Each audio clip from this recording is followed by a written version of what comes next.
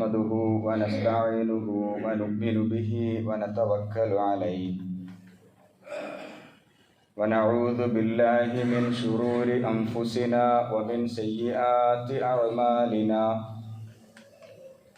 من يهده الله فلا مضل له ومن يضلله فلا هادي له ونشهد أن لا إله إلا الله ونشهد أن محمدا عبده ورسوله أرسله بالهدى ودين الحق ليظهره على الدين كله ولو كره المشركون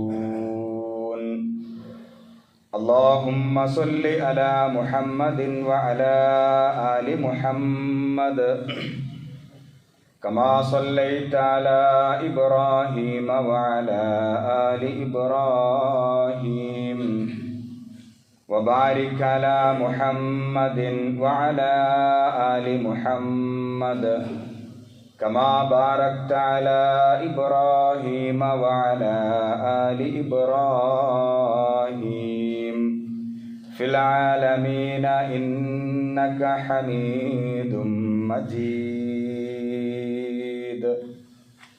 فإن خير الحديث كتاب الله وخير الهدي هدي محمد صلى الله عليه وسلم وشر الأمور محدثاتها وكل محدثة بدعة وكل بدعة ضلالة وكل ضلالة في النار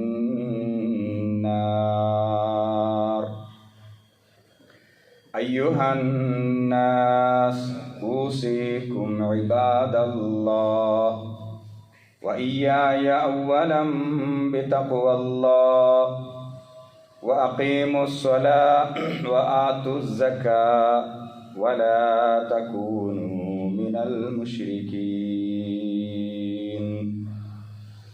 قال الله تعالى في قرآنه الكريم قال إبراهيم رب اجعل هذا بلدا آمنا واجنبني وبني أن نعبد الأصنام رب إنهن أضللن كثيرا من الناس فمن تبعني فإنه مني ومن عصاني فإنك غفور رحيم صدق الله العلي العظيم رب اشرح لي صدري ويسر لي أمري واحلل عقدة من لساني يفقهوا قولي إن أريد إلا الإصلاح ما استطعت وما توفيقي إلا بالله അലൈഹി തവക്കൽതു വഇലൈഹി ഉനീബ്. സത്യവിശ്വാസികളെ, വിശ്വാസിനികളെ, അള്ളാഹുവിൻ്റെ കൽപ്പനകൾ പാലിച്ച് മുത്തഖീങ്ങളായി ജീവിക്കണമെന്ന് എന്നോടെന്ന പോലെ നിങ്ങൾ ഓരോരുത്തരോടും ഉപദേശിക്കുന്നു, വസിയത്ത് ചെയ്യുന്നു. അള്ളാഹു സുബ്ഹാനഹു വ തആല യഥാർത്ഥ മുത്തഖീങ്ങളിൽ നാം ഏവരെയും ഉൾപ്പെടുത്തുമാറാകട്ടെ. അവൻ്റെ ജന്നാത്തുൽ ഫിർദൗസിലും ഇതുപോലെ ഒരുമിച്ച് കൂട്ടി അനുഗ്രഹിക്കുമാറാകട്ടെ. പരിശുദ്ധ ഹജ്ജിന് പരിസമാപ്തി കുറിച്ചുകൊണ്ട് ഹാജിമാർ മടക്കയാത്രയുമായി ബന്ധപ്പെട്ട തിരക്കിലാണ് ഇപ്പോൾ ഉള്ളത്. അല്ലാഹു സുബ്ഹാനഹു വ തആല അവരുടെ മടക്കയാത്ര എളുപ്പമാക്കി നൽകുമാറാകട്ടെ. ഹജ്ജ് എന്ന ഇബാദത്തിൽ അനുസ്മരിക്കപ്പെടുന്ന പ്രവാചകൻ ഇബ്രാഹിം നബി അലൈഹിസ്സലാം ആണ്. ഹാജിമാർ പോകുന്നത് മക്കയിലേക്കാണ്. മക്ക എന്ന് പറയുമ്പോൾ മുഹമ്മദ് നബി സ്വല്ലല്ലാഹു അലൈഹി വസല്ലമയുടെ ജന്മനാടാണ്. എന്നാലും മുഹമ്മദ് നബി സ്വല്ലല്ലാഹു അലൈഹി വസല്ലമയെ ഹാജിമാർ അനുസ്മരിക്കുന്നില്ല. അദ്ദേഹത്തിൻ്റെ ഭാര്യ ഖദീജ ബീവി, അതുപോലെ ആയിഷ റളിയല്ലാഹു തആല അൻഹ, ഇവരെ ഒന്നും ഹാജിമാർ അനുസ്മരിക്കുന്നില്ല. ഹജ്ജിലെ ഓരോ കർമ്മങ്ങളിലും ഇബ്രാഹിം നബി അലൈഹിസ്സലാം അദ്ദേഹത്തെയാണ് ഓർക്കുന്നത്. അത്രമേൽ നമുക്ക് പ്രിയപ്പെട്ട ഒരു പ്രവാചകനാണ് ഇബ്രാഹിം അലൈഹിസ്സലാം എന്നർത്ഥം. ഇബ്രാഹിം നബിയെ സംബന്ധിച്ച് പഠിക്കുമ്പോൾ അദ്ദേഹം ഒരു പ്രവാചകൻ എന്നതിൽ ഉപരി ഒരു കുടുംബനാഥൻ കൂടിയായിരുന്നു. കുടുംബനാഥൻ എന്ന അർത്ഥത്തിൽ ഇബ്രാഹിം നബി അലൈഹിസ്സലാം അദ്ദേഹത്തെ സംബന്ധിച്ച് വിശുദ്ധ ഖുർആനും ചരിത്ര ഗ്രന്ഥങ്ങളും പറഞ്ഞ ചില കാര്യങ്ങൾ ശ്രദ്ധയിൽപ്പെടുത്തുവാനാണ് ഞാൻ ഇന്ന് ആഗ്രഹിക്കുന്നത്. നമ്മളൊക്കെ മനസ്സിലാക്കിയതുപോലെ ഇബ്രാഹിം അലൈഹിസ്സലാം അള്ളാഹുവോട് നിരന്തരമായി പ്രാർത്ഥിക്കുന്നുണ്ട്. ഒരു മകനെ ലഭിക്കണം എന്നതായിരുന്നു അദ്ദേഹത്തിൻ്റെ പ്രാർത്ഥന. ആ പ്രാർത്ഥന അതേപടി അള്ളാഹു വിശുദ്ധ ഖുർആനിൽ എടുത്തു പറയുന്നുണ്ട്, റബ്ബി ഹബ്ലി മിനസ്വാലിഹീൻ. അതുപോലെ സക്കരിയ അലൈഹിസ്സലാം അദ്ദേഹത്തിന്റെ പ്രാർത്ഥനയും അള്ളാഹു എടുത്തു പറയുന്നുണ്ട്, വഹബ്ലി മില്ലദുൻക വലിയ. എന്താണ് ഈ പ്രാർത്ഥനയുടെ ആശയം? എനിക്ക് ഓമനിക്കാൻ ഒരു മകനെ വേണം എന്നതിൽ ഉപരി ദൈവമാർഗത്തിൽ, അള്ളാഹുവിൻ്റെ മാർഗത്തിൽ എന്നെ സഹായിക്കാൻ എനിക്കൊരു മകനെ വേണം. അതാണ് ഈ പ്രാർത്ഥനയുടെ അർത്ഥം. റബ്ബി ഹബ്ലി മിനസ്വാലിഹീൻ. സൽക്കർമ്മിയായ ഒരു മകൻ. ഏതാണ്ട് 80 അല്ലെങ്കിൽ 90 വർഷം കാലമൊക്കെ അദ്ദേഹം പ്രാർത്ഥിച്ചു എന്നാണ് ചരിത്രം രേഖപ്പെടുത്തിയത്. അങ്ങനെയാണ് മകൻ ഇസ്മായിൽ അലൈഹിസ്സലാം അദ്ദേഹത്തിന് ലഭിച്ചത്. ആ ഒരു പ്രാർത്ഥന നമ്മെ വല്ലാതെ ചിന്തിപ്പിക്കുന്നുണ്ട്, ഒരുപാട് കാര്യങ്ങൾ നമ്മെ പഠിപ്പിക്കുന്നുണ്ട്. ഒരു മകനെ കുറിച്ച്, ഒരു മകളെ കുറിച്ച്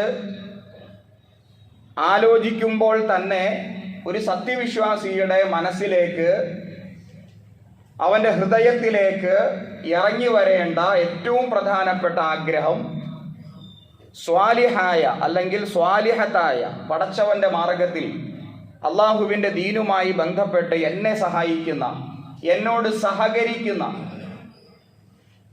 ഒരു മകനെയാണ് അല്ലെങ്കിൽ ഒരു മകളെയാണ് അള്ളാഹുവെ നീ എനിക്ക് നൽകേണ്ടത്. അത് നിരന്തരമായ ഇബ്രാഹിം നബി അലൈഹിസ്സലാം അദ്ദേഹത്തിന്റെ പ്രാർത്ഥനയായിരുന്നു. അതേപോലെ സക്കരിയ അലൈഹിസ്സലാം അദ്ദേഹവും പ്രാർത്ഥിച്ചത് മറ്റൊന്നുമല്ല, വഹബ്ലി മില്ലദുൻക വലിയ എന്നതാണ് ആ പ്രാർത്ഥന. അതിൻ്റെയും അർത്ഥം ഇതുപോലെ തന്നെയാണ്.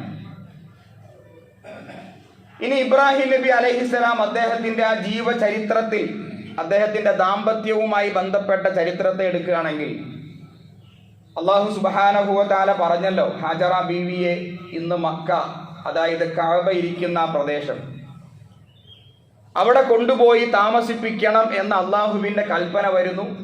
ഈ കൽപ്പന ഹാജറ ബീവിയോട് ഇബ്രാഹിം അലൈഹിസ്സലാം പറയുന്നു. ഹാജറ ബീവി അതിനോട് സഹകരിക്കുന്നു. അങ്ങനെ ഇന്ന് കഅബാലയം ഇരിക്കുന്ന ആ പ്രദേശത്ത് അന്ന് കൈക്കുഞ്ഞായ അഥവാ അമ്മിഞ്ഞ പ്രായമുള്ള ഇസ്മായിൽ അലൈഹിസ്സലാം അദ്ദേഹത്തെയും കൂട്ടി, ഹാജറ ബീവിയെയും കൂട്ടി മലക്ക് ജിബ്രീൽ അലൈഹിസ്സലാം വഴി കാണിച്ചു എന്നാണ് ചരിത്രം പറയുന്നത്.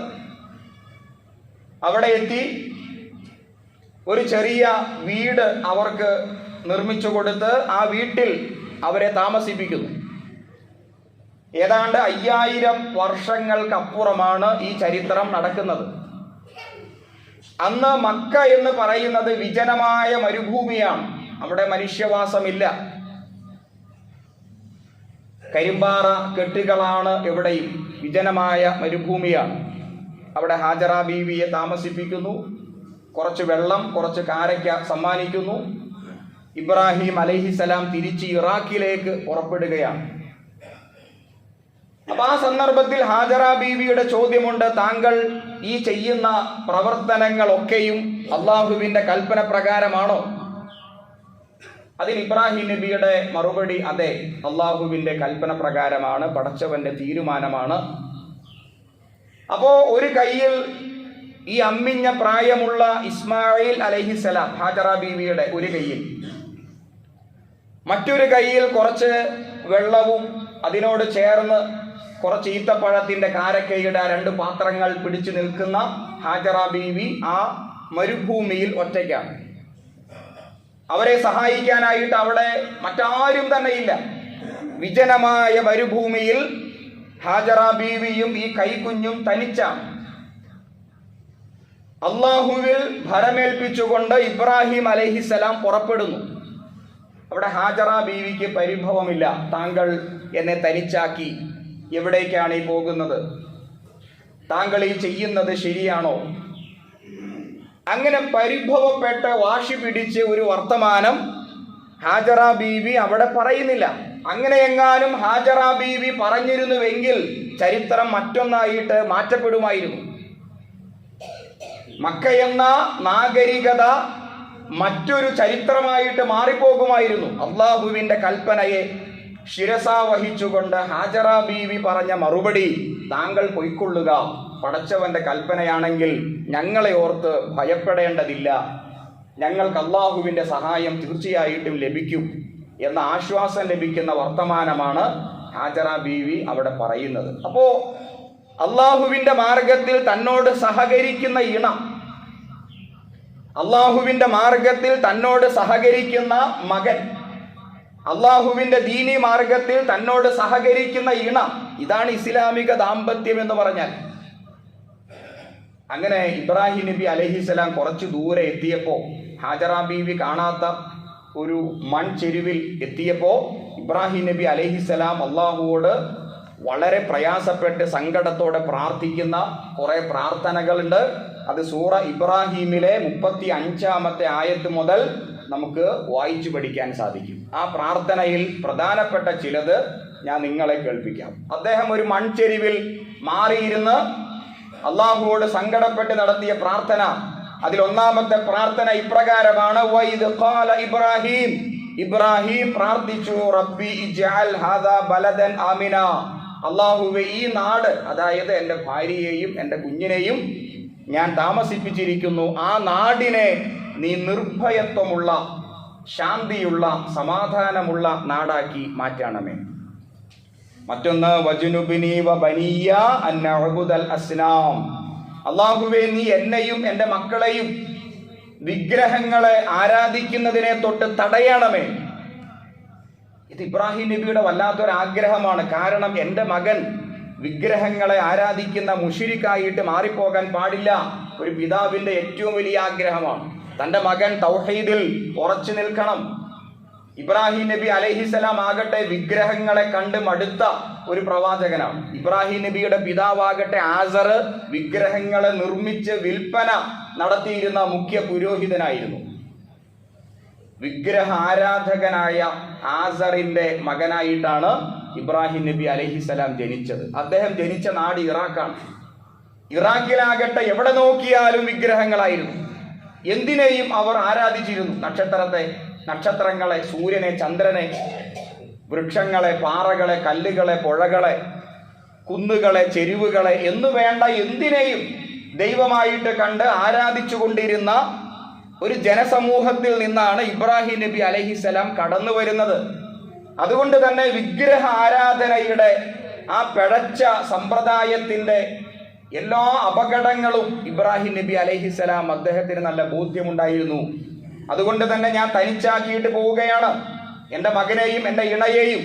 അതുകൊണ്ട് എൻ്റെ മകനെ നീ കാത്തു രക്ഷിക്കണം. വജുനുബിനി വ ബനിയ അൻ നഅബുദൽ അസ്നാം, എൻ്റെ മകനെയും എൻ്റെ കുടുംബത്തെയും വിഗ്രഹ ആരാധനയെ തൊട്ട് നീ തടയണമേ അല്ലാഹുവേ ഇതാ ഇബ്രാഹിം നബിയുടെ വല്ലാത്തൊരു ആഗ്രഹമാണ്. ഇതൊക്കെ വായിക്കുമ്പോൾ നമ്മൾ ഇത് ഇബ്രാഹിം നബി അലൈഹിസ്സലാം പ്രാർത്ഥിച്ചതല്ലേ, നമുക്കിപ്പോൾ ആ പ്രാർത്ഥനയുമായിട്ട് എന്തു ബന്ധം? അത് ഇബ്രാഹിം നബിയുടെ ചരിത്രം എന്ന അർത്ഥത്തിൽ 5000 വർഷങ്ങൾക്കപ്പുറം നടന്ന ഒരു ചരിത്രം എന്ന അർത്ഥത്തിൽ മാറ്റിവെക്കേണ്ടതല്ല ഈ ആയത്തുകൾ. ഈ ആയത്തുകളെ നമ്മുടെ കുടുംബ ജീവിതവുമായിട്ടൊന്ന് ബന്ധിപ്പിക്കുക. നമ്മൾ എപ്പോഴെങ്കിലും നമ്മുടെ മക്കൾക്ക് വേണ്ടി ഇങ്ങനെ പ്രാർത്ഥിക്കാറുണ്ടോ? പ്രാർത്ഥിച്ചിട്ടുണ്ടോ? തൗഹീദിൽ, ആദർശത്തിൽ എൻ്റെ മക്കളെ ഉറപ്പിച്ചു നിർത്തണമേ. നമ്മൾ പ്രാർത്ഥിക്കാറുണ്ട്, നല്ല വിദ്യാഭ്യാസം കിട്ടണം, നല്ല ജോലി കിട്ടണം, അല്ലെങ്കിൽ ദുനിയാവുമായി ബന്ധപ്പെട്ടൊക്കെ മാതാപിതാക്കൾ മക്കൾക്ക് വേണ്ടി ദുആ ചെയ്യാറുണ്ട്. അതൊക്കെയും പ്രധാനപ്പെട്ട കാര്യങ്ങളാണ്. പക്ഷേ അതിൻ്റെ കൂട്ടത്തിൽ എൻ്റെ മകൻ, എൻ്റെ മകൾ തൗഹീദിൽ ഉറച്ചു നിൽക്കണം, വഴി തെറ്റിപ്പോകരുത്.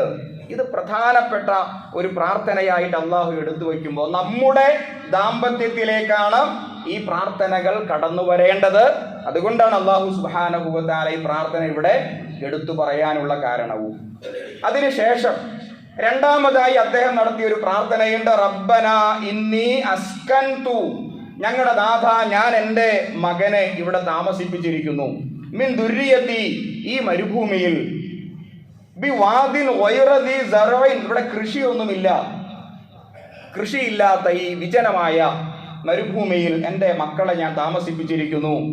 ഇൻദ ബൈതിക്കൽ മുഹറമ, നിന്റെ പവിത്രമായ പരിശുദ്ധമായ വീടിന്റെ ചോട്ടിൽ, അതായത് കഅബയുടെ ആ സമീപത്ത് ഞാൻ എൻ്റെ മക്കളെ താമസിപ്പിച്ചിരിക്കുന്നു. റബ്ബനാ ലിയുഖീമുസ്സലാ, എൻ്റെ നാഥ, എൻ്റെ മക്കൾ കൃത്യമായി നമസ്കരിക്കണം. എൻ്റെ മക്കൾക്ക് നമസ്കാരം നിർവഹിക്കാനുള്ള തഖ്വയും ഈമാനും നീ കൊടുക്കണമേ. ഇതും ഒരു പ്രധാനപ്പെട്ട അദ്ദേഹത്തിന്റെ പ്രാർത്ഥനയാണ്. അപ്പൊ വിജനമായ കൃഷിയില്ലാത്ത മൊട്ട മരുഭൂമിയിലാണ് എൻ്റെ മക്കൾ താമസിക്കുന്നത്. അതുകൊണ്ട് നീ അവർക്ക് ആഹാരം കൊടുക്കണമേ എന്നല്ല ആദ്യമായിട്ട് വന്ന പ്രാർത്ഥന, മറിച്ച് നമസ്കാരമാണ്. എൻ്റെ മക്കൾ ചിട്ടയോടെ കൃത്യമായി നമസ്കരിക്കണം, അതിനുള്ള ഈമാനും തഖ്വയും നീ എൻ്റെ മക്കൾക്ക് പ്രദാനം ചെയ്യണമേ. അതിനുശേഷം ആ പ്രാർത്ഥനയുടെ അവസാന ഭാഗത്ത് അൽഹംദുലില്ലാഹില്ലദീ വഹബലി അലൽ കിബരി ഇസ്മാഈല വ ഇസ്ഹാഖ, തന്ന അനുഗ്രഹത്തിന് നന്ദി പ്രകാശിപ്പിക്കുകയാണ്. എനിക്ക് ഇസ്മായിൽ എന്ന മകനെ തന്നു, ഇസ്ഹാഖ് എന്ന മകനെ തന്നു. അല്ലാഹുവേ നിനക്ക് സർവസ്തുതി. റബ്ബി ജഅൽ മുഖീമസ്സലാ, അല്ലാഹുവേ നീ എന്നെ നമസ്കരിക്കുന്നവനാക്കണം, കൃത്യമായി ചിട്ടയോടെ നമസ്കരിക്കുന്ന ഒരു മുത്തഖിയായ മുഅ്മിനായ വിശ്വാസിയാക്കി നീ എന്നെ മാറ്റണം. വമിൻ ദുർരിയത്തി, എൻ്റെ മക്കളെയും നീ അങ്ങനെ മാറ്റണമേ. ഇത് അള്ളാഹ് എടുത്തു പറയുകയാണ്. സൂറത്ത് ഇബ്രാഹിമിലെ 35-ാമത്തെ ആയത്ത് മുതൽ നമുക്ക് ഈ സംഭവങ്ങളൊക്കെ വായിച്ച് പഠിക്കാൻ കഴിയും. ഇത് അള്ളാഹു നമ്മോട് പറയുന്നത് നമ്മുടെ ദാമ്പത്യ ജീവിതവുമായി ഇതിനെ ബന്ധിപ്പിക്കാൻ വേണ്ടിയിട്ടാണ്, നമ്മുടെ മക്കൾക്ക് വേണ്ടി ഇങ്ങനെയൊക്കെ പ്രാർത്ഥിക്കാൻ വേണ്ടിയിട്ടാണ്. ആ പ്രാർത്ഥനയിൽ ദുനിയാവ് കടന്നു വരുന്നുണ്ട്. എൻ്റെ മക്കൾക്ക് ആഹാരം കൊടുക്കണം, എൻ്റെ മക്കൾക്ക് നല്ല നിലയും വിലയും ഈ ദുനിയാവിൽ നീ പകർന്നു കൊടുക്കണം, അതൊക്കെയും അവിടെ കടന്നു വരുന്നുണ്ട്. പക്ഷെ അതൊക്കെ കടന്നു വരുന്നതിന് മുമ്പ് ഇബ്രാഹിം നബി അലൈഹിസ്സലാം നടത്തിയ പ്രാർത്ഥന നമസ്കാരമാണ്, തൗഹീദാണ്. എൻ്റെ മക്കൾ മുശ്രിക്കായിട്ട് മാറിപ്പോകരുത്, എൻ്റെ മക്കൾ നമസ്കരിക്കാത്തവരായിട്ട് മാറിപ്പോകരുത്. അപ്പോൾ നമ്മുടെ ജീവിതത്തിൽ മക്കൾക്ക് വേണ്ടി ആത്മാർത്ഥമായിട്ട് ഈ അർത്ഥത്തിലുള്ള പ്രാർത്ഥനകളൊക്കെ ഉണ്ടായിത്തീരണം എന്നതാണ് ഈ പറഞ്ഞതിൻ്റെ അർത്ഥം. അങ്ങനെ ഞാനും നിങ്ങളുമൊക്കെ പ്രാർത്ഥിക്കാറുണ്ടോ എന്നതും ആലോചിക്കേണ്ട കാര്യമാണ്. ഇബ്രാഹിം നബി അലൈഹിസ്സലാം ഇറാഖിലേക്ക് പോയല്ലോ. പിന്നീട് ഇടയ്ക്കിടയ്ക്ക് അദ്ദേഹം ഹാജറ ബീവിയെ വന്ന് കാണുന്നു, ഈ മകനെ വന്ന് കാണുന്നു. അങ്ങനെ ഏതാണ്ട് 12 അല്ലെങ്കിൽ 13 വയസ്സ് ഇസ്മായിൽ അലൈഹിസ്സലാം അദ്ദേഹത്തിനായപ്പോൾ കഅബയുടെ നിർമ്മാണം നടക്കുന്നു. ആ കഅബയുടെ നിർമ്മാണത്തിൽ മകനെ ചേർത്ത് പിടിക്കുന്നു. മകനെ മാറ്റി നിർത്തിയിട്ടല്ല അദ്ദേഹം കഅബ നിർമ്മിച്ചത്. ജബൽ കഅബ എന്ന് പറയുന്ന ഒരു പർവ്വതം, അവിടെ നിന്ന് വെട്ടിയെടുത്ത് കൊണ്ടുവരുന്ന കരിമ്പാറ കല്ലുകൾ, ആ കല്ലുകൾ വെട്ടിയെടുത്ത് കൊണ്ടുവന്നത് ഇസ്മായിൽ അലൈഹിസ്സലാം. അന്ന് കുട്ടിയായ ഇസ്മായിലാണ്, അന്ന് പ്രവാചകനായിട്ടില്ല, അന്ന് കൊച്ചുകുട്ടിയാണ്. ആ കുട്ടി കൊണ്ടുവന്ന് കൊടുക്കുന്ന കല്ലുകൾ എടുത്തു വച്ചിട്ടാണ് ഇബ്രാഹിം അലൈഹിസ്സലാം കഅബ നിർമ്മിച്ചത്. ലോക മുസ്ലിങ്ങൾക്ക്, മാനവ സമൂഹത്തിന് സന്മാർഗത്തിന്റെ ദീപമായിട്ട് ലോകാവസാനം വരെ നിലനിൽക്കേണ്ട അള്ളാഹുവിന്റെ വീട് പണിയുക എന്ന ദൗത്യം അദ്ദേഹം നിർവഹിച്ചപ്പോൾ മകനെ കൂടെ ചേർക്കുകയാണ്. അതും വിശുദ്ധ ഖുർആൻ വളരെ ഗൗരവത്തിൽ എടുത്തു പറയുമ്പോൾ നമ്മൾ മനസ്സിലാക്കേണ്ടുന്ന കാര്യം, പടച്ചവന്റെ ദീനുമായി ബന്ധപ്പെട്ട പ്രവർത്തനങ്ങളിൽ മക്കളെയും കൂടെ ചേർക്കണം, ചേർത്തു പിടിക്കണം. നമ്മൾ ഒറ്റയ്ക്കല്ല. ഒരു സൽക്കർമ്മം ചെയ്യുമ്പോൾ, ഒരു നല്ല കാര്യം ചെയ്യുമ്പോൾ, അത് ജനങ്ങൾക്ക് ഉപകാരപ്പെടുന്ന അല്ലെങ്കിൽ ദീനിന് ഉപകാരപ്പെടുന്ന ഒരു സൽക്കർമ്മം ചെയ്യുമ്പോൾ മക്കളെയും ചേർത്തു പിടിക്കുക. ചേർത്ത് പിടിച്ചിട്ട് അവരെയും സഹകരിപ്പിക്കുക, അവരെ കൂടെ നിർത്തുക. അങ്ങനെ ഇബ്രാഹിം നബി അലൈഹിസലാം കഅബയുടെ പണി നിർവഹിച്ചുകൊണ്ടിരിക്കുമ്പോഴാണ്, കൈ എത്താതെ വന്നപ്പോഴാണ് ഒരു വലിയ പാറക്കല്ല് ഉരുട്ടിയെടുത്ത് കഅബയുടെ ചോട്ടിൽ കൊണ്ടുവന്ന് ഇസ്മായിൽ അലൈഹിസലാം രണ്ടുപേരും സഹകരിച്ചുകൊണ്ട് വയ്ക്കുന്നുണ്ട്. ആ കല്ലിൽ ചവിട്ടി നിന്നുകൊണ്ടാണ് പിന്നീട് ഇബ്രാഹിം അലൈഹിസലാം കഅബയുടെ പണി പൂർത്തീകരിച്ചത്. ഇബ്രാഹിം നബിയുടെ കാൽപാദം, അവിടെ ആ സ്പർശമേറ്റ കല്ലിന് മഖാമു ഇബ്രാഹിം എന്ന് പേരുണ്ട്. ആ കല്ലിപ്പോഴും കഅബയുടെ ചോട്ടിൽ വച്ചിട്ടുണ്ട്, മഖാമു ഇബ്രാഹിം എന്ന പേരിൽ തന്നെ. അപ്പൊ മക്കളെ സഹകരിപ്പിക്കുക. ഇനിയും ഒന്ന് ആലോചിക്കുക, ഏതാണ്ട് 14 15 ഒക്കെ വയസ്സ് പ്രായമുള്ള സമയത്താണ് ഇസ്മായിൽ നബി അലൈഹിസ്സലാം മകന്റെ അടുത്ത് വന്നിട്ട് പറയുന്നു, മോനെ, ഞാനിങ്ങനെ ആവർത്തിച്ച് സ്വപ്നം കാണുന്നു. ആ സ്വപ്നം എന്താണ്? നിന്നെ അറുക്കണം എന്നതാണ് സ്വപ്നം. ഇത് 15 അല്ലെങ്കിൽ 14, അത് ഒരു 12ന്റെയും 15ന്റെയും ഇടയ്ക്കാണെന്ന് ഇസ്മായിലിന്റെ പ്രായം. ഈ പിതാവ് വന്നിട്ട് ഈ കാര്യങ്ങളൊക്കെ തുറന്നു പറയുമ്പോൾ മകന്റെ പ്രതികരണം, സതജിദുനി ഇൻഷാ അല്ലാഹ് മിനസ് സാജിദീൻ. തീർച്ചയായിട്ടും അള്ളാഹുവിന്റെ അനുവാദമുണ്ടെങ്കിൽ, അള്ളാഹുവിന്റെ അനുഗ്രഹമുണ്ടെങ്കിൽ, പിതാവേ, പിതാവിന്റെ ഈ ആഗ്രഹത്തിന് ഞാൻ വഴങ്ങിയിരിക്കുന്നു. അതല്ലാതെ മറുത്തൊന്നും ആ മകൻ പറയുന്നില്ല. ആ മകന് വേണമെങ്കിൽ പറയാമല്ലോ, ഉപ്പയുടെ ആദർശം ഒന്ന് വേറെ, അതിപ്പോ എൻ്റെ അടുത്ത് പറയേണ്ട കാര്യമില്ല, ഞാൻ അങ്ങനെ ബലിയാടാവുകയില്ല എന്ന് ഈ മകന് പറയാമല്ലോ. പറയാൻ ചാൻസ് ഉണ്ടല്ലോ. പുതിയ തലമുറയാണെങ്കിൽ, പുതിയ കാലഘട്ടമാണെങ്കിൽ നമ്മളൊന്ന് ആലോചിച്ച് നോക്കുക. ഉപ്പയുടെ ആദർശം വേറെ, എൻ്റെ ചിന്തകൾ വേറെ. പക്ഷെ ഈ പിതാവ് വന്നിട്ട് കാര്യങ്ങൾ പറയുമ്പോൾ, ഇന്നതാണ്, ഇന്ന പോലെയാണ് എന്ന് പറയുമ്പോൾ ആ ഉപ്പയ്ക്ക് വഴങ്ങുന്ന, ഉപ്പയ്ക്ക് എന്നല്ല, പടച്ചവന്റെ കൽപ്പനയ്ക്ക് വഴങ്ങുന്ന ഈ ചരിത്രം ഇങ്ങനെ വായിക്കുമ്പോൾ നമ്മുടെ മനസ്സിലേക്ക് ഇബ്രാഹിം നബി അലൈഹിസ്സലാം എങ്ങനെയാണ് മക്കളെ വളർത്തിയത്, ആ തർബിയത്ത് എങ്ങനെയാണ് കൊടുത്തത് എന്ന് നമുക്ക് മനസ്സിലാക്കാൻ കഴിയും. ചെറിയ പ്രായത്തിൽ തന്നെ അള്ളാഹുവിന്റെ ദീനുമായി ബന്ധപ്പെട്ട ആ ഒരു ബോധം മക്കളിൽ എങ്ങനെയാണ് അദ്ദേഹം ഉണ്ടാക്കിയത്?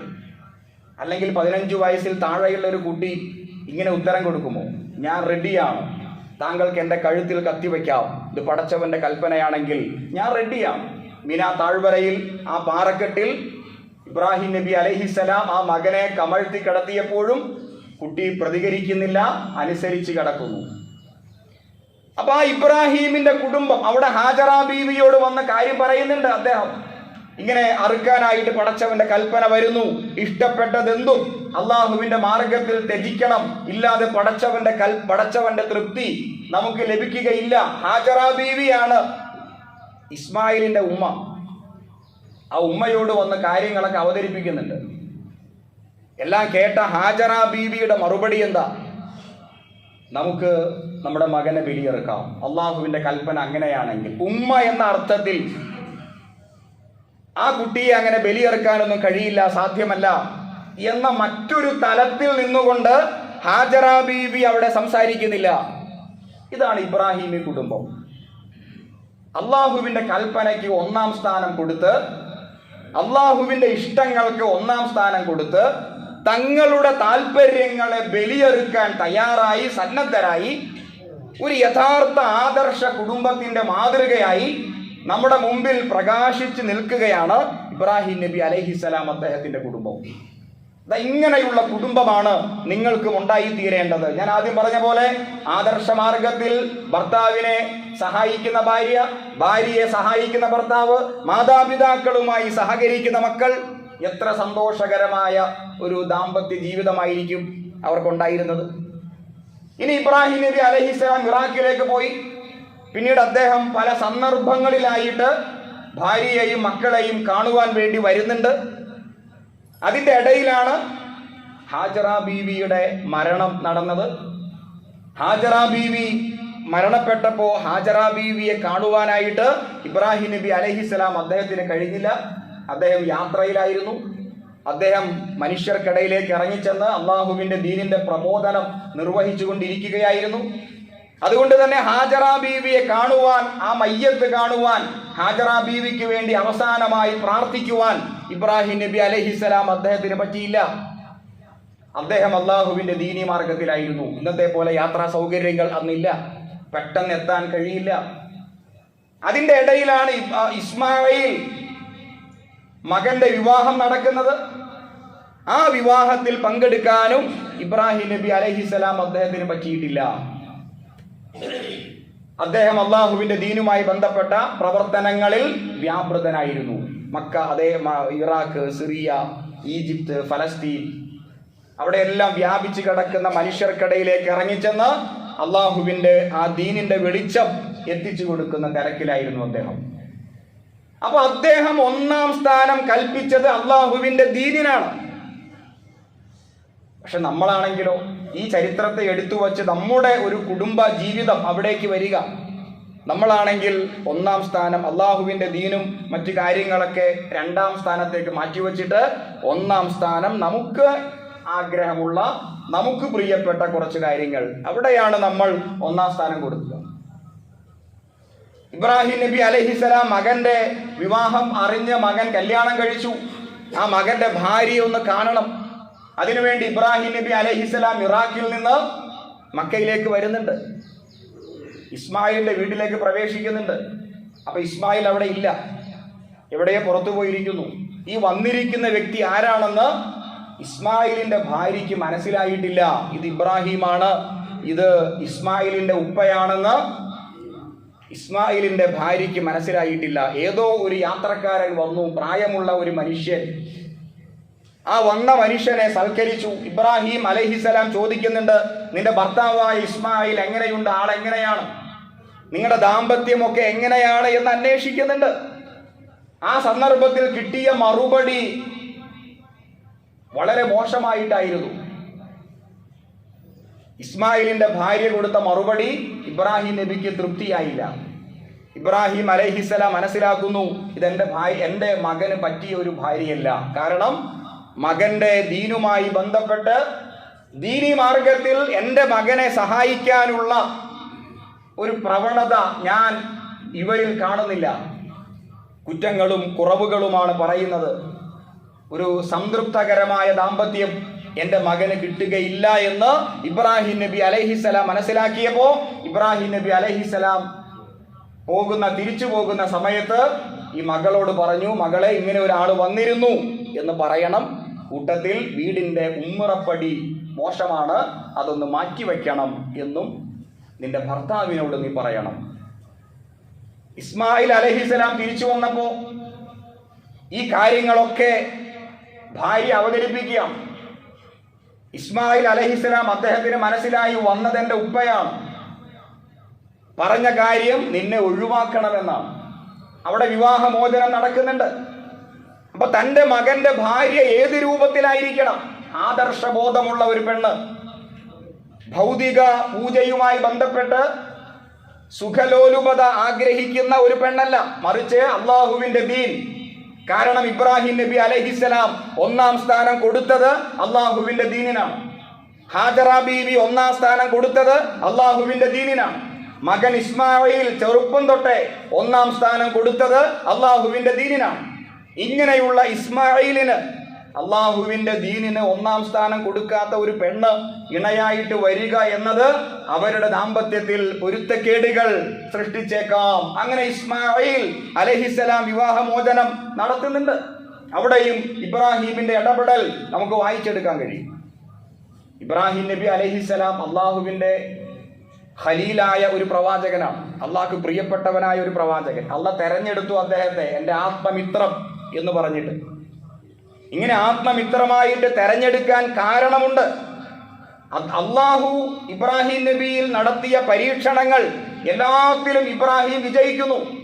വഇദ് ഇബ്തലാ ഇബ്രാഹീമ റബ്ബുഹു ബികലിമാത്തിൻ ഫഅതമ്മഹുൻ ഖാല ഇന്നി ജാഇലുക ലിന്നാസി ഇമാമാ വമിൻ ദുർരിയതി ഖാല വമിൻ ദുർരിയതി ഖാല ലാ യനാലു അഹ്ദിൽ ളാലിമീൻ.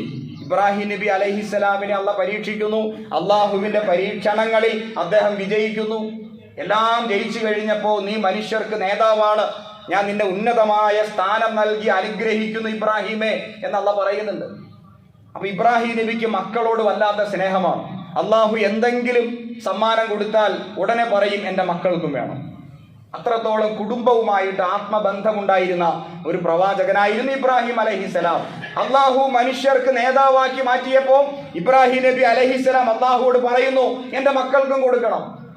ഈ നേതൃപദവി, ഈ പദവി, സ്ഥാനം എൻ്റെ മക്കൾക്ക് നീ സമ്മാനിക്കണം. അപ്പൊ അള്ളാഹ് പറഞ്ഞില്ല. ഇബ്രാഹിം നബിയുടെ പ്രാർത്ഥനകൾ അള്ളാഹ് സ്വീകരിച്ചിട്ടുണ്ട്, 2 പ്രാർത്ഥനകൾ ഒഴികെ. ഈ 2 പ്രാർത്ഥന അള്ളാഹ് സ്വീകരിച്ചില്ല. ഒന്നാമത്തെ പ്രാർത്ഥന, എനിക്ക് കിട്ടിയ അനുഗ്രഹങ്ങൾ എൻ്റെ മക്കൾക്കും ലഭിക്കണം. അപ്പൊ അള്ളാഹ് പറഞ്ഞില്ല. കാരണം നിനക്ക് അനുഗ്രഹങ്ങൾ കിട്ടിയത് നിന്റെ ദൃഢമായ വിശ്വാസം കൊണ്ടാണ്, നിന്റെ ത്യാഗ മനസ്സുകൊണ്ടാണ്, നിന്റെ പോരാട്ട വീര്യമുള്ള പ്രവർത്തനങ്ങൾ കൊണ്ടാണ്. ഈ 3 പോയിന്റ് മക്കൾക്കുണ്ടോ? ഉണ്ടെങ്കിൽ അവർക്കും അനുഗ്രഹങ്ങൾ കിട്ടും. നിന്റെ മകനായതുകൊണ്ട് മക്കൾക്ക് അനുഗ്രഹങ്ങൾ കിട്ടില്ല. എന്റെ മകനായതുകൊണ്ട് എന്റെ മക്കൾക്ക് അനുഗ്രഹം കിട്ടില്ല. കാരണം എനിക്ക് അനുഗ്രഹങ്ങൾ കിട്ടുന്നുവെങ്കിൽ അതിന്റെ ദൃഢമായ വിശ്വാസം കൊണ്ടാണ്, എന്റെ ത്യാഗ മനസ്സുകൊണ്ടാണ്. അള്ളാഹുവിന്റെ ദീനി മാർഗത്തിൽ എന്തും സഹിക്കാൻ, ത്യജിക്കാനുള്ള എന്റെ സന്നദ്ധതയാണ്. മൂന്നാമത്തേത് എന്റെ പോരാട്ട മനസ്സാണ്. ഞാനൊരു പോരാളിയാണ്. ഈ 3 കാര്യങ്ങൾ നമ്മിലുണ്ടോ അള്ളാഹുവിന്റെ അനുഗ്രഹങ്ങൾ നമുക്ക് ലഭിക്കും. അതാണ് ഇബ്രാഹിം നബിയുടെ സ്വീകരിക്കാതെ പോയ ഒരു പ്രാർത്ഥന. എൻ്റെ മക്കൾക്കും അനുഗ്രഹങ്ങൾ വേണം. നമ്മളും പ്രാർത്ഥിക്കാറില്ല മക്കൾക്ക് വേണ്ടി? എനിക്ക് തന്ന അനുഗ്രഹങ്ങൾ എൻ്റെ മക്കൾക്കും കൊടുക്കണമേ. അള്ളാഹ് കൊടുക്കില്ല. നിങ്ങൾക്ക് അനുഗ്രഹമുണ്ടെങ്കിൽ നിങ്ങളുടെ ജീവിതം കൊണ്ടാണ്, നിങ്ങളുടെ ത്യാഗ നിർഭരമായ ജീവിതമാണ്. ഈ ത്യാഗം സഹിക്കാൻ മക്കൾ തയ്യാറല്ലെങ്കിൽ, മക്കൾ സുഖലോലുപരാണെങ്കിൽ അനുഗ്രഹങ്ങളില്ല, തടയപ്പെടും. മക്കൾക്ക് ദൃഢമായ വിശ്വാസമില്ലെങ്കിൽ തടയപ്പെടും. നിങ്ങൾ സുഖലോലുപരായി ജീവിക്കാനാണോ തീരുമാനിക്കുന്നത്? അനുഗ്രഹങ്ങൾ തടയപ്പെടും. അള്ളാഹ് പറഞ്ഞ കാര്യമാണ്. മറ്റൊരു ഇബ്രാഹിം നബിയുടെ സ്വീകരിക്കാതെ പോയ പ്രാർത്ഥന, അള്ളാഹുവേ മുസ്ലിങ്ങൾക്ക് മാത്രം നീ ആഹാരം കൊടുത്താൽ മതി, വേറെ ആർക്കും സത്യനിഷേധികൾക്ക് നീ ആഹാരം കൊടുക്കരുത് എന്ന് പറഞ്ഞപ്പോൾ അള്ളാഹ് പറഞ്ഞു, ഖാലവമൻ കഫറ ഫഉമത്തിഉഹു ഖലീല. ഇബ്രാഹിമെ അങ്ങനെ പ്രാർത്ഥിക്കരുത്. എല്ലാവരും എൻ്റെ സൃഷ്ടികളാണ്, എന്നെ നിഷേധിക്കുന്നവർക്ക് വരെ ഞാൻ ആഹാരം കൊടുക്കും, അല്ലാതെ മുസ്ലിങ്ങൾക്ക് മാത്രമല്ല.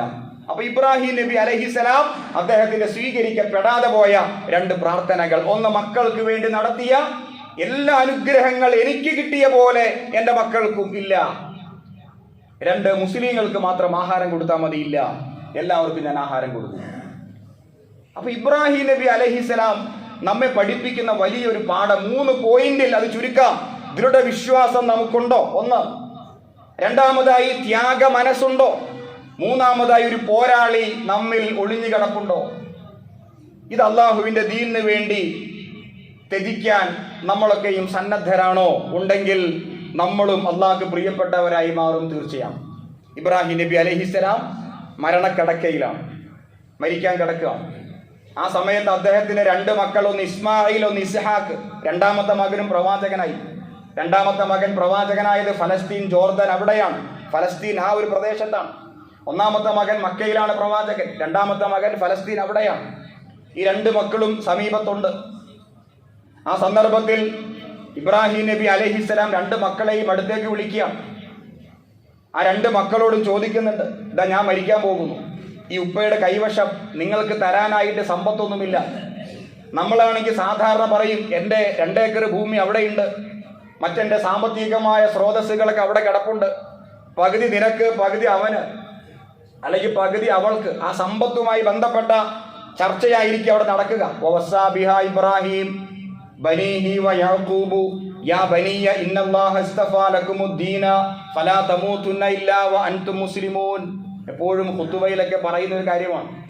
ഇബ്രാഹിം നബി മക്കളെ വിളിച്ചിട്ട് പറഞ്ഞ കാര്യം അതാണ്. എനിക്ക് തിരിച്ചു നൽകാൻ, ഉപ്പ മരിക്കാൻ പോവാം, ഈ ഉപ്പാക്ക് തിരിച്ചേൽപ്പിക്കാനായിട്ട് ആകെപ്പാടെ ഉള്ളത് അള്ളാഹുവിന്റെ ദീനാണ്. അനന്തര സ്വത്ത് ഈ ദീനാണ്. ഉപ്പ ജീവിച്ചത് ദീനിന് വേണ്ടിയിട്ടാണ്. ഈ ദീപശിഖ ഞാനിതാ കൈമാറുന്നു, അതിനെ മുറുകെ പിടിക്കുക, മുസ്ലിമായി ജീവിക്കുക, മുസ്ലിമായി മരിക്കുക. ഇതാണ് ഉപ്പാക്ക് അവസാനമായി പറയാനുള്ളൂ. അം കുന്തും ശുഹദാ ഇദ് ഹദറ യഅഖൂബൽ മൗത്ത്. ഇതേപോലെ തന്നെ യഅഖൂബ് നബി അലൈഹിസ്സലാം അദ്ദേഹം മരിക്കാൻ കിടക്കുകയാണ്.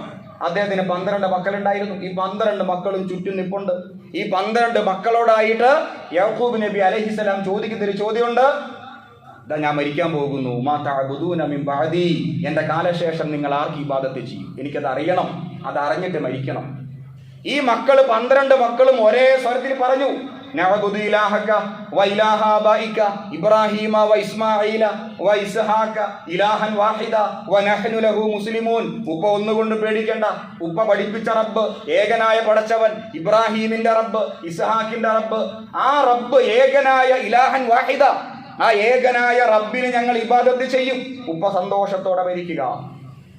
അപ്പൊ എന്റെ ചോദ്യം ഇതാണ്, എന്നോടും നിങ്ങളോടും. നമുക്ക് ഇങ്ങനെ മരിക്കാൻ കഴിയുമോ? നമ്മുടെ മക്കളൊക്കെ അടുത്ത് നിൽക്കുമ്പോൾ മക്കൾക്ക് അവസാനമായിട്ട് പറഞ്ഞു കൊടുക്കാൻ, ഉപ്പ ജീവിച്ചത് ഈ മാർഗത്തിലാണ്, നിങ്ങളും ഈ മാർഗത്തിൽ ഉണ്ടാവണം എന്ന് പറയാൻ കഴിയുമോ? ഇത് ഇബ്രാഹിം നബി അലൈഹിസ്സലാം അദ്ദേഹവുമായി ബന്ധപ്പെട്ട കുടുംബ ജീവിതത്തിൽ നമുക്ക് മനസ്സിലാക്കാനുള്ള കാര്യങ്ങളാണ്. അള്ളാഹു തൗഫീഖ് ചെയ്യുമാറാകട്ടെ. ഈ അർത്ഥത്തിൽ സന്തോഷത്തോടെ സംതൃപ്തിയോടെ അള്ളാഹുവിന്റെ അടുക്കലേക്ക് യാത്ര തിരിക്കാൻ അള്ളാഹു നമ്മെ ഏവരെയും പ്രത്യേകമായി അനുഗ്രഹിക്കുമാറാകട്ടെ. വഖൂലു ഖൗലി ഹാദാ അസ്തഗ്ഫിറുല്ലാഹ ലി വലക്കും വസ്തഗ്ഫിറൂഹു ഇന്നഹു കാന ഗഫൂറുർ റഹീം.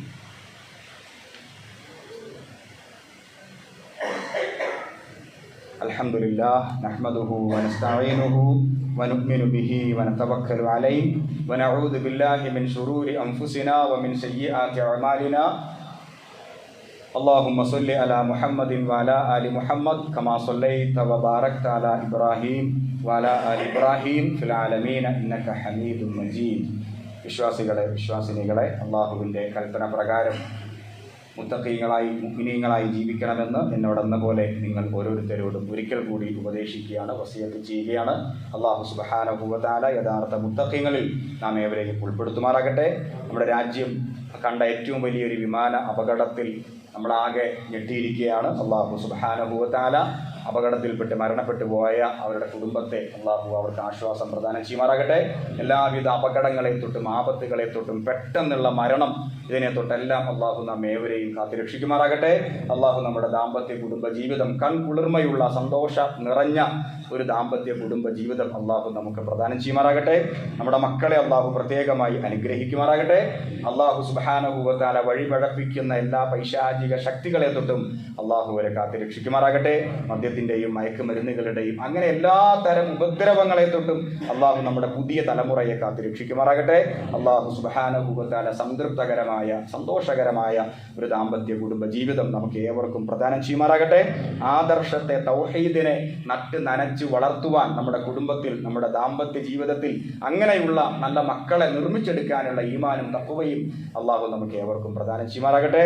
അല്ലാഹുമ്മ റളഅൻ അൻ അർബഅത്തി ഖുലഫാഇർ റാഷിദീൻ വഅഫ്ളലു മറാഇൽ മുർഷിദീൻ വഹുവൽ ഇമാമുൽ ഷഫീഖ് വഅമീറുൽ മുഅ്മിനീൻ അബൂബക്കർ വഉമർ വഉസ്മാൻ വഅലി റളിയല്ലാഹു അൻഹും വഅൻ ബഖിയ്യത്തി അസ്ഹാബി റസൂലിക സ്വല്ലല്ലാഹു അലൈഹി വസല്ലം അജ്മഈൻ. അല്ലാഹുമ്മ ഇഗ്ഫിർ ലിൽ മുഅ്മിനീന വൽ മുഅ്മിനാത്ത് والمسلمين والمسلمات الأحياء منهم والأموات إنك مجيب الدعوات يا قاضي الحاجات طيب ثراهم واجعل الجنة مأواهم. اللهم دمر أعداءنا وأعداءك وأعداء الدين. اللهم ثبت أقدامنا على القوم الكافرين. اللهم أعز الإسلام والمسلمين وأذل الشرك والمشركين وأذل النفاق والمنافقين وأذل الكفر والكافرين. اللهم ربنا آتنا في الدنيا حسنة وفي الآخرة حسنة وقنا عذاب النار. اللهم أجرنا من النار. اللهم أجرنا من النار. اللهم أجرنا من النار. اللهم لا تشوئ خلقنا بالنار ولا تجعلنا من خطب النار. اللهم ربنا تقبل منا إنك أنت السميع العليم وتب علينا إنك أنت التواب الرحيم واغفر لنا يا غافر المذنبين والحمد لله رب العالمين.